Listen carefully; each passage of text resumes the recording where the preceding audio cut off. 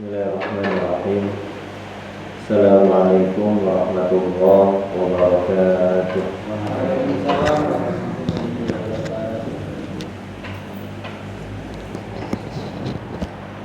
Alhamdulillah. Wassalatu wassalamu ala Rasulillah wa ala alihi wa sahbihi wa mawalah. Wala hawla wala quwwata illa billah. Rabbi shrah li sadri wa yassir li amri wahlul 'uqdatam min lisani yafqahu qawli. Subhanaka la ilma lana illa ma 'allamtana innaka antal alimul hakim. Fa'allimna ma yanfa'una wanfa'na bima 'allamtana wa zidna ilman nafi'a. Walhamdulillahi ala kulli halin. Ma'asyiral muslimin, Bapak Ibu jamaah Majelis Kajian Hadis Arba'in Masjid Jami' Al-Huda Kampung Bebean yang sangat kami hormati dan insyaallah senantiasa dirahmati dan dibimbing oleh Allah Subhanahu wa taala. Alhamdulillah, kita bersyukur kehadirat Allah Subhanahu wa taala pada ba'da maghrib yang insyaallah mubarakah ini, dalam suasana gerimis. Semoga hujan yang Allah turunkan menjadi rahmat dan membawa manfaat untuk kita semuanya. Alhamdulillah, kita masih dimudahkan dan diringankan langkah oleh Allah Subhanahu wa taala, bisa hadir menunaikan ketaatan, hadir di masjid yang kita cintai ini. Tadi diawali dengan tentunya sholat maghrib secara berjamaah, dan ini kita lanjutkan dengan thalabul ilmi, melanjutkan pembahasan kajian hadis arba'in. Pertemuan terakhir kita masih di hadis yang ke-17. Nanti masih ada sedikit syarah atau penjelasannya.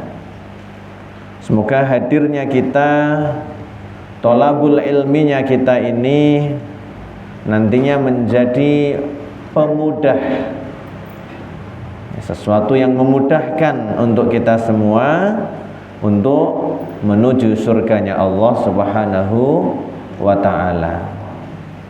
Karena sebagaimana yang Rasulullah jelaskan, man salaka tariqan yaltamisu fihi ilman sahhalallahu lahu bihi tariqan ilal jannah. Barang siapa yang menempuh jalan menuntut ilmu, maka sahhalallahu Allah akan memudahkan baginya bihi dengan thalabul ilmi itu tariqan ilal jannah, jalan menuju surga. Bapak Ibu yang dirahmati oleh Allah Subhanahu wa taala, hadis yang ke-17 yang sudah kita bahas pada pertemuan yang lalu berkenaan tentang perintah Allah Subhanahu wa taala kepada kita semua untuk berlaku ihsan. Berlaku ihsan dalam segala hal. Tentunya dalam ibadah, dalam muamalah, interaksi kita dengan sesama manusia yang lain dan lain-lain. Ihsan berarti menunaikan dengan cara penunaian yang terbaik. Misalnya ibadah sholat, kita tunaikan secara ihsan, maksudnya adalah bagaimana kita tunaikan dengan tata cara terbaiknya. Kemudian dalam hal muamalah, kemarin dalam hadis disebutkan beberapa contoh. Fa idza qataltum fa ahsinul qatlah. Kalau kalian membunuh, maka bunuhlah dengan cara yang ihsan. Ya, sudah kita bahas syarahnya ya. Tentunya dalam membunuh yang dibenarkan oleh syariat. Mencakup napa mawon dalam medan peperangan jihad. Ya, kita ya harus membunuh. Kalau nggak membunuh, kita yang dibunuh. Membunuh musuh dalam peperangan jihad itu bukan suatu tindakan dosa, justru malah sebuah pahala sebagai seorang pahlawan. Tapi tetap harus dengan cara yang ihsan. Itulah luar biasa indahnya ajaran dan nilai-nilai yang ada dalam Islam ini. Membunuh dengan sebab-sebab yang dibenarkan oleh syariat. Kemudian diantaranya adalah ketika hendak menunaikan qisas, menunaikan rajam, ya, penegakan hukuman untuk orang yang murtad dan lain sebagainya. Nah, ini kita lanjut beberapa hal berkaitan dengan ihsan ini.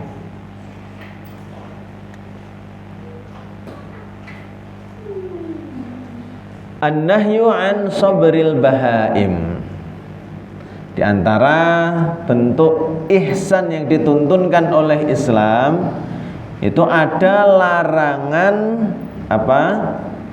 mengekang atau mengurung hewan kemudian menyiksanya. Ya, menyiksa dalam arti ya beneran disiksa atau hewan tersebut dikurung tapi nggak dikasih makan niku nyekso niku. Dalam hadis itu kan ada disebutkan seorang perempuan diazab oleh Allah gara-gara fi hirratin habasatha. Dia itu mengurung kucing. Kucingnya niku nggih dikerangkeng napa di cancang ngoten. Tapi ya nggak dikasih makan, maka itu termasuk sebuah penyiksaan. Wa huwa an tuhbasal bahimatu thumma tudrabu bin nabli wa nahwihi hatta tamut. Nah, kalau yang dimaksud dan disebutkan di sini, hewan dikurung kemudian dipukuli hingga hewan tersebut mati. Maka ini satu bentuk kezaliman yang dilarang dalam Islam. Dan di antara perintah ihsan, kalau hadis kan perintah berlaku ihsan secara umum dalam hal apapun. Kemudian disebutkan beberapa contoh. Kalau bunuh secara ihsan, kalau nyembelih secara ihsan. Nah, di antara bentuk ihsan yang ada dalam Islam adalah ini. Kita seorang muslim dilarang mengurung hewan kemudian menyiksanya. Apalagi sampai hewan tersebut mati. Fafil Bukhari wa Muslim.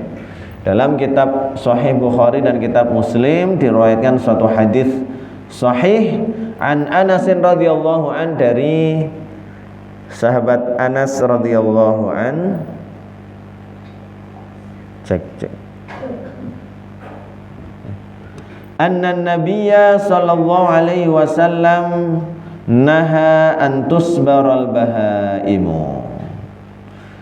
Ya, bahwasanya Nabi sallallahu alaihi wasallam melarang hewan itu dikengkang, maksudnya dikurung.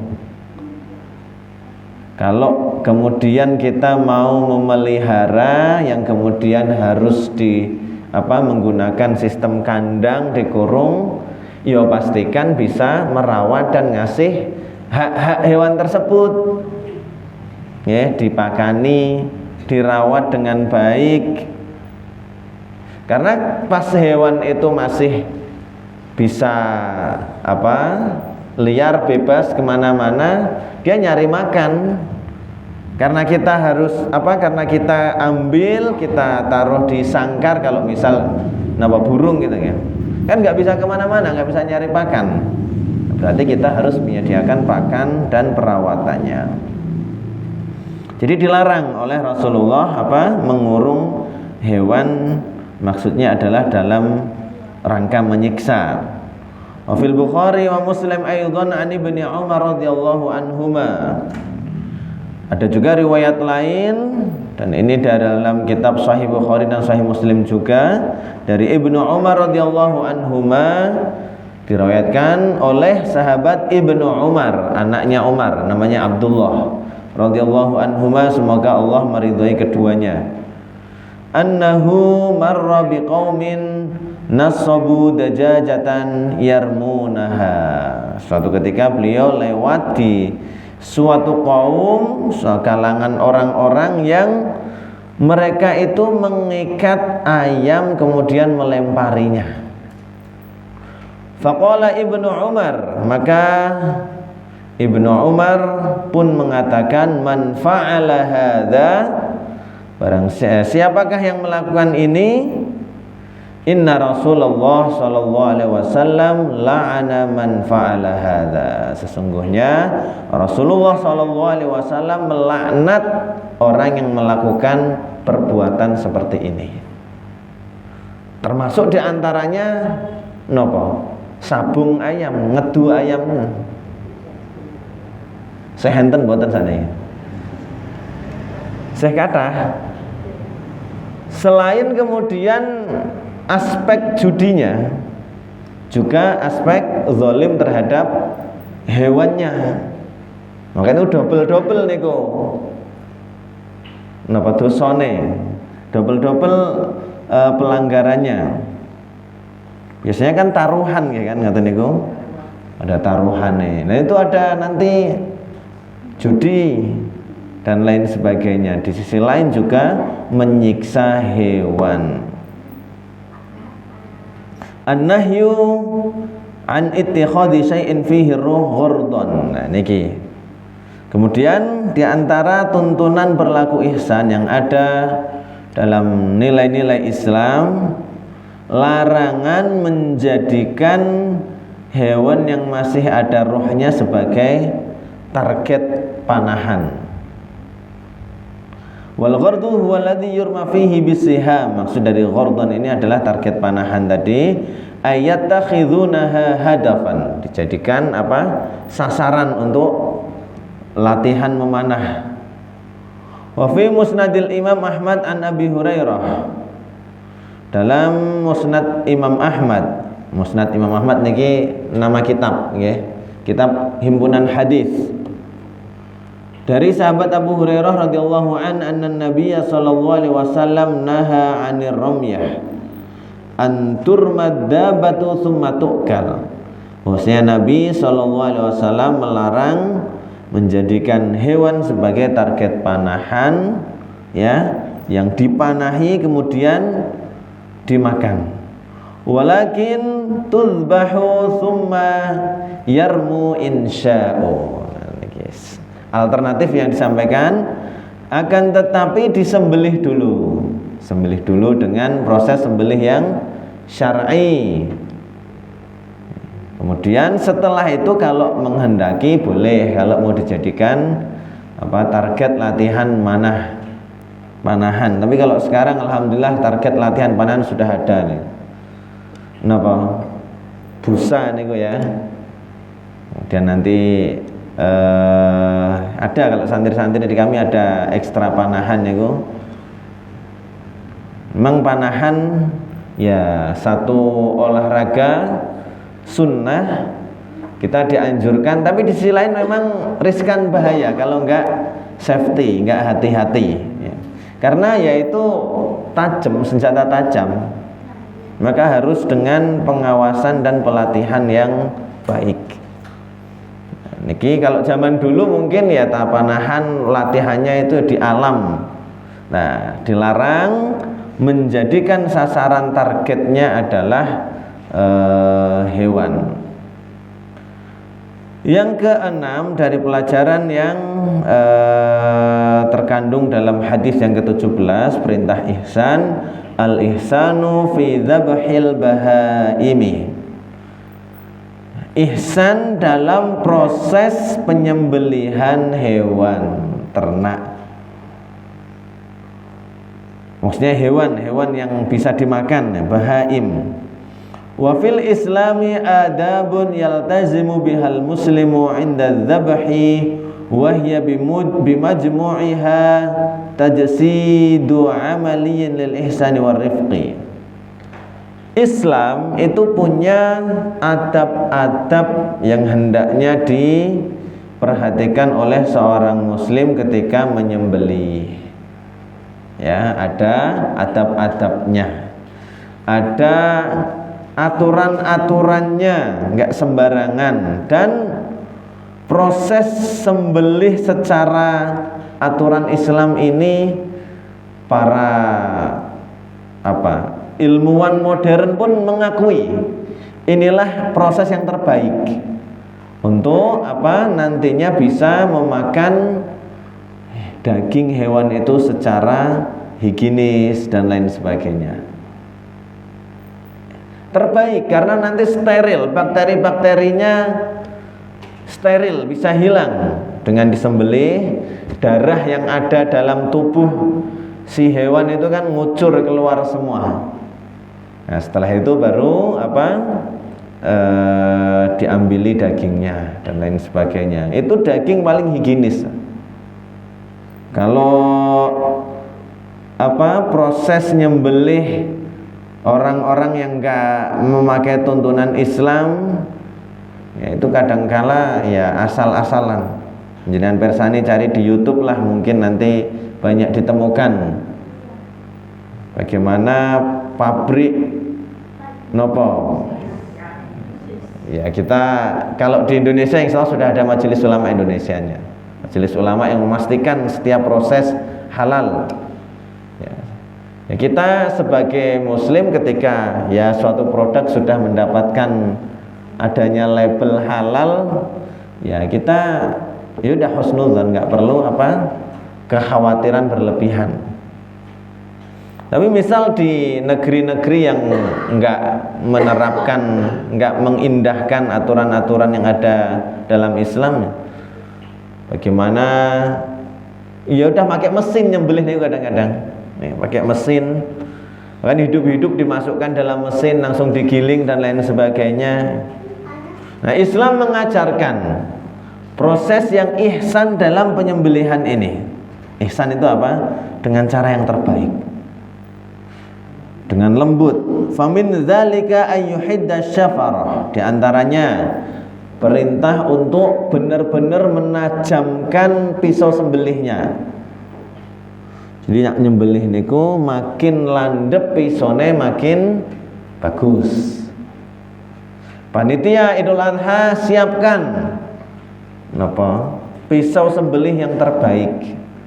Itu diantara ikhtiar dan upaya kita menunaikan proses nyembelih yang paling baik, yang paling ihsan. Liyakuna dzabhu bi'alatin haddah turihu dzabihatu bita'jili zuhuqi ruhiha.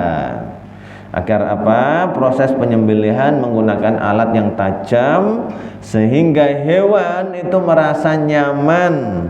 Kemudian proses hilangnya nyawa itu ya cepat, langsung sudah sekali, kalau bisa sekali neken pisau itu yang terbaik. Artinya lebih cepat proses, lebih bagus. Tapi tetap harus terpenuhi putusnya ada urat nafas, ada urat makan, ada tiga urat kayaknya di leher nih.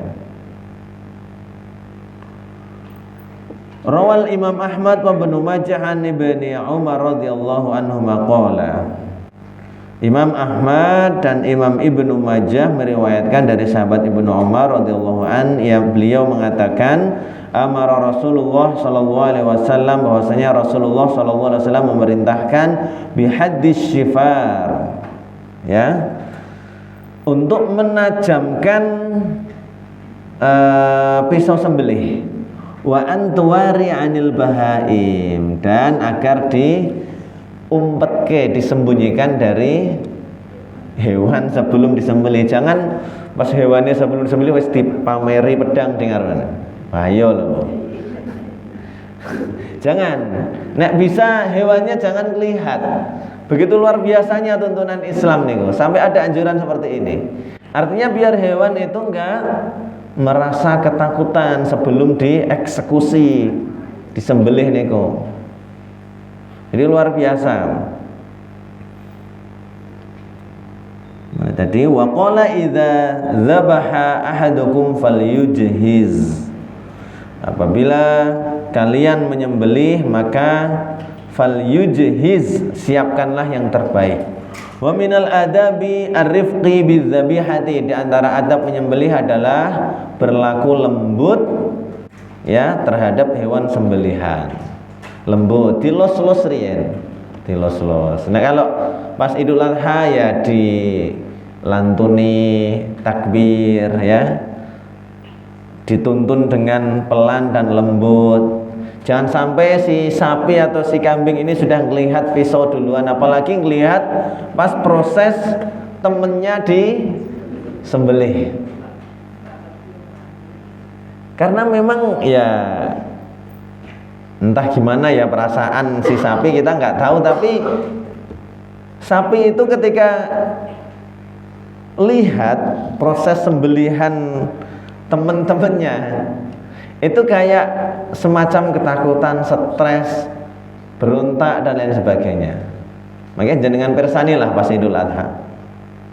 Berbeda dengan ketika ya sapi itu ketika ada satu yang disembelih yang lain nggak lihat pisaunya terlebih dahulu. Nanti pas proses sembelihan disembelih dibuat senyaman mungkin, pisaunya setajam mungkin, bila perlu ditutupi matanya. Daun pisang kadang kan. Itu diantara perlakuan ihsan ketika proses menyembelih yang diajarkan oleh Islam. Ya, diantara adab tadi berlaku lembut, fatusaqu ila dzabhi suqan rafiqan, ya, digiring menuju tempat sembelihan itu dengan penggiringan yang lembut, halus. Fa fi Sunani Ibnu Majah min hadits Abi Sa'id Al-Khudri, dalam kitab Sunan Ibnu Majah dari hadis Abu Sa'id Al-Khudri, beliau mengatakan marra Rasulullah sallallahu alaihi wasallam bi rajulin fa huwa yajurru syatan bi udhuniha. Suatu waktu Rasulullah itu pernah lewat, kemudian beliau melihat seorang laki-laki yang menuntun kambing, dipegang kupingnya, dijewer gitu. Meskipun itu kambing, ternyata Rasulullah memberikan perhatian bagaimana semestinya perlakuan yang lembut. Terlebih-lebih bagaimana kalau sama manusia, sama anak, sama keluarga, tentu ya perintah untuk berlaku baik itu lebih-lebih lagi. Sama hewan saja kita diperintahkan untuk sebaik ini. Rasulullah melihat orang nuntun mendong ya kambing niku dijewer kupinge ngoten. Faqala Rasulullah, maka Rasulullah pun beliau sallallahu alaihi wasallam bersabda, da'udzunaha, lepaskan kupingnya, wa khudh bisalifatiha, dan ambillah pegang lehernya. Pegang leher betul kok ditekek ngoten, tapi dipegang secara halus pelan. Ya, kalau kita saat ini ya sudah ada talinya ngoten ya. Karena ya ini adab ya, tentunya adab dan indahnya akhlak Islam yang diajarkan Islam kepada kita semua. Mungkin kalau narik kuping terkesan merendahkan ya. Wasalifatu muqaddimatul unuqnya, salifah itu adalah bagian depan leher, suruh megang situ. Wa qala al-Imam Ahmad tuqadu ila dhabhi qudan rafiqan wa tuwaris sikinu anha. Niki Imam Ahmad beliau berkata hewan itu dituntun, digiring menuju tempat sembelih dengan halus dan pisau itu disembunyikan dari hewan itu agar tidak terlihat. Wala yuzharu sikinu illa inda dzabhi, janganlah pisau itu terlihat kecuali hanya pas sedang proses nyembelih itu saja. Masya Allah. Wa minal ihsani fi dzabhi, dan di antara bentuk ihsan dalam proses nyembelih,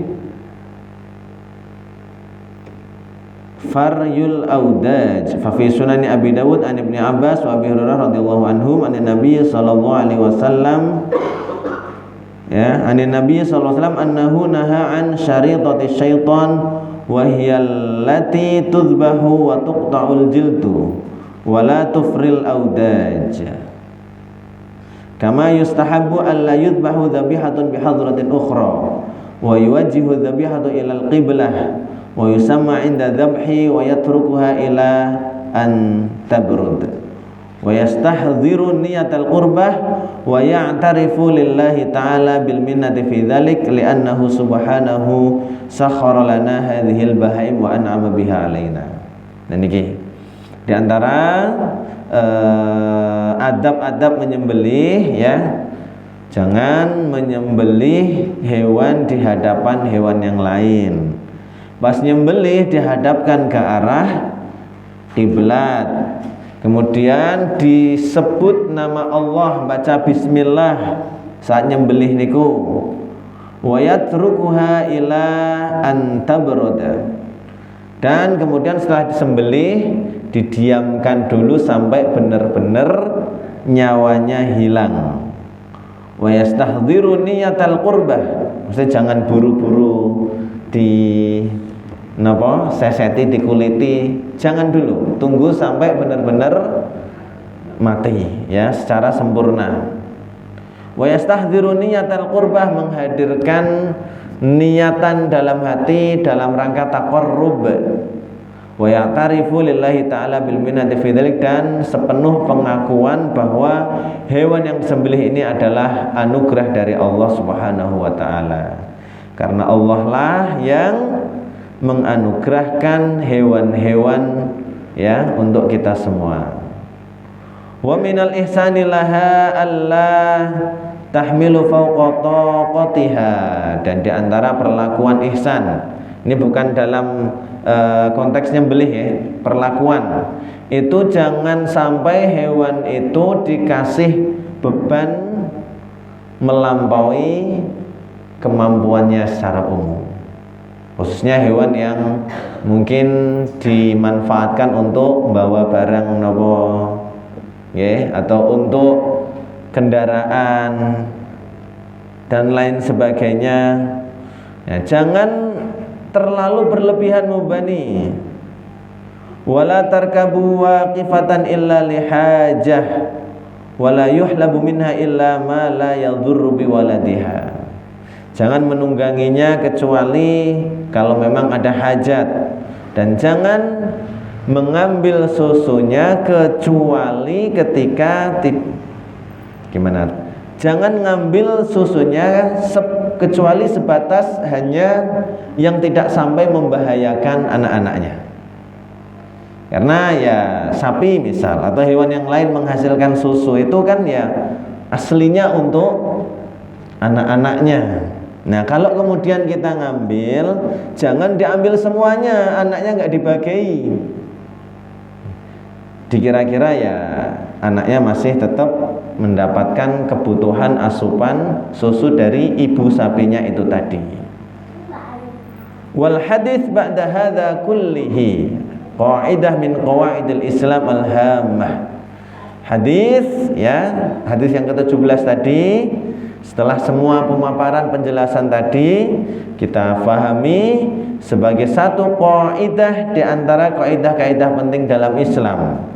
Li'annahu da'watun karimatun minan nabiy sallallahu alaihi wasallam ilal ihsani fi kulli amal. Karena hadis tadi adalah tuntunan Rasulullah sallallahu alaihi wasallam, salah satu akhlak mulia, ya, untuk berlaku ihsan dalam segala perbuatan, dalam segala hal. Kaitannya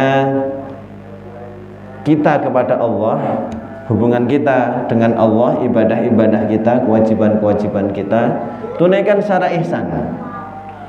Kemudian akhlak kita dengan sesama manusia, ya, muamalah kita, entah muamalah yang sifatnya ya perbuatan maupun muamalah nanti berkaitan dengan keuangan, harta. Kalau kita minjem, ya bagaimana nanti berlaku ihsan dalam minjem itu. Kalau kita yang minjemi, ya bagaimana nanti ihsan. Itu ada tuntunan-tuntunannya, ya dalam segala hal. Contoh tuntunan ketika kita berhutang, ada hadis matlul ghaniyyu zulmun.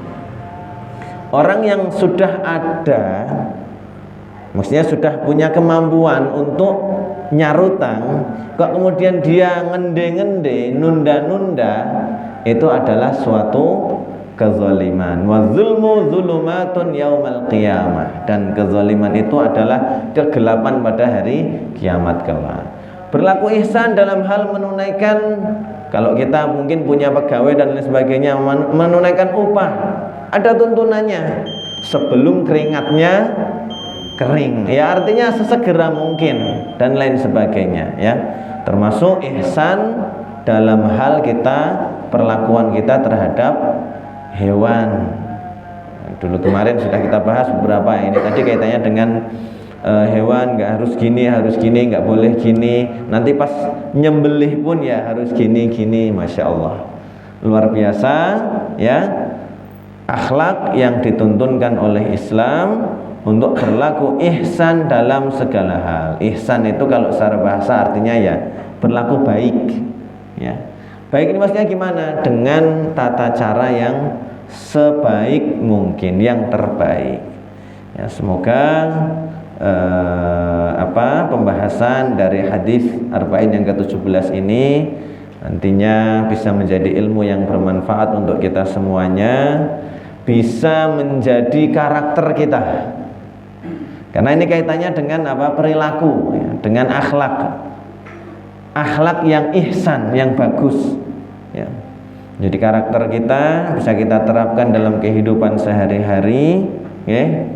Dan ya semoga Allah Subhanahu wa taala terus memberikan hidayah taufiknya kepada kita semua, ya inayahnya semakin tambah hidayah, insya Allah semakin menguat tingkat kesadaran kita untuk berislam secara kafah, secara keseluruhan. Karena Islam itu mencakup ya ibadah, ya muamalah, ya kemudian aturan-aturan hidup, ya ayyuhalladzina amanu dukhulu fis-silmi kafah. Wahai orang-orang yang beriman, masuklah kalian ke dalam Islam itu secara keseluruhan. Berislam secara total, ampun nopo parsial, hanya sebagian-sebagian. Ibadahnya Islam tapi dalam hal muamalah keuangannya nggak peduli dengan aturan-aturan Islam, jangan sampai. Dalam hal akhlaknya nggak peduli dengan tuntunan-tuntunan Islam, jangan sampai. Ngaten nggih. Mekaten jamaah yang dirahmati oleh Allah Subhanahu wa taala, sebelum kami akhiri mbok menawi barangkali ada yang hendak ditanyakan, kami persilahkan. Monggo Pak Den.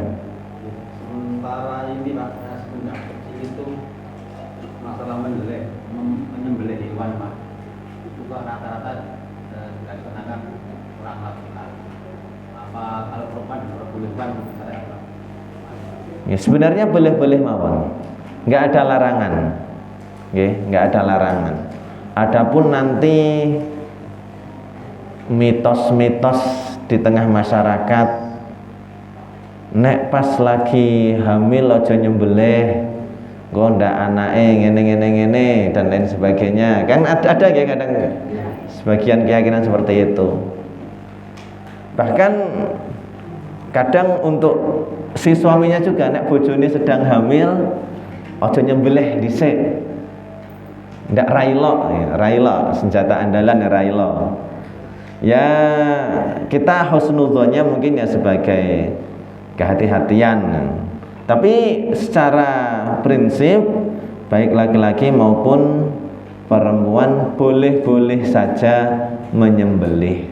Cuman kenapa yang sering kita dapati laki-laki? Karena biasanya laki-laki lebih tetek ini kenapa lebih kuat mentalnya. Lah perempuan nanti biasanya kan perasaannya halus ya Pak De. Sebagian besar secara umum perasaannya halus. Di samping ya secara keberaniannya biasanya lebih berani laki-laki mun ngoten mawon. Kalau larangan sependek yang kemudian kami pernah ketahui, belum pernah mendapati ada larangan perempuan untuk menyembelih. Jadi jenengan ibu-ibu misal pengen nyembelih dhewe la iki PTE kok selak mati pakne kerja mulia jeh engko sore tapi ya niki boleh mawon beleh masih terselamatkan, masih sempat tersembelih secara syar'i niku nanti halal dagingnya. Tapi kalau sudah keburu mati tanpa proses sembelihan dadine bangkai batang nggih haram. Bangkai itu haram kalau dalam Islam kecuali dua, illal hutu wal jarad, kecuali ikan dan belalang. Belalang niku halal. Jelas hadisnya malah bahkan meskipun enggak dengan proses sembelihan belalang itu boleh.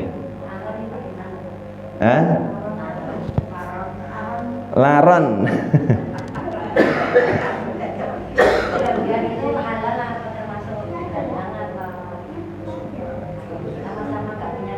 Nggih, nanti kaitannya dengan hewan-hewan yang la damalaha sail, enggak ada darah ngalir.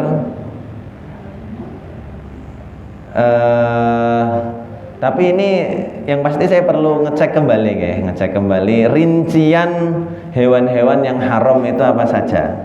Nanti ada ketentuan. Dulu pernah baca tapi lupa, nanti tidak salah menyampaikan. Insya Allah nanti kami sampaikan di pekan depan mawon, ya. Karena kaitannya dengan ketentuan hukum niku harus pasti. Cekap ya, sementara kita tutup dengan hamdalah dan doa kafaratul majelis. Alhamdulillahirabbil alamin, subhanakallahumma bihamdika asyhadu an la ilaha illa anta astaghfiruka wa atubu ilaik. Billahi taufiqil hidayah. Wassalamualaikum warahmatullahi wabarakatuh.